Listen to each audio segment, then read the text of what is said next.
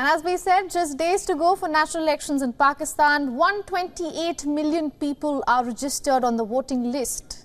But sadly, not everyone is allowed to vote. We bring you the story of a small village in Pakistan where women have been barred from voting for the last 50 long years. Pakistan is the world's fifth most populous nation. It's a country of 241 million people. So expectedly, elections are a high number game here. There are 128 million registered voters for this week's national elections, out of which 46% are women. But that's only on paper.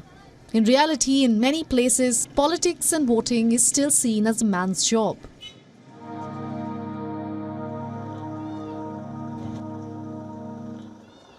Like this tiny village in Pakistan's northeast, Dhurnal is about 200 kilometers from the capital of Islamabad.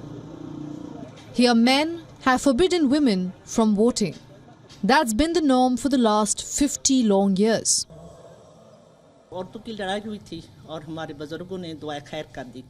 From that time till now, it's the same. Because in this society, a woman is dependent on her husband, father, son, or even her brother.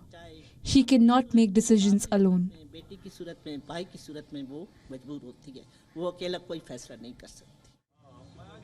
While some trace it back to a petty fight between women voters, others say the restriction is purely patriarchal.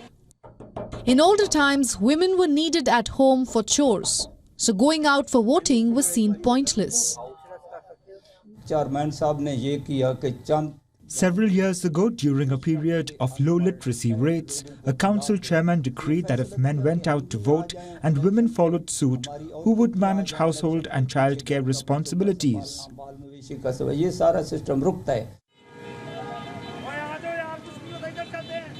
Voting is a constitutional right for all adults in Pakistan. But socially conservative areas have not changed with time. The Pakistani government has imposed a quota where 10% of votes cast in every constituency must be by women. However, local officials have found a loophole. In Dhurnal, they rely on neighboring villages to fill the quota.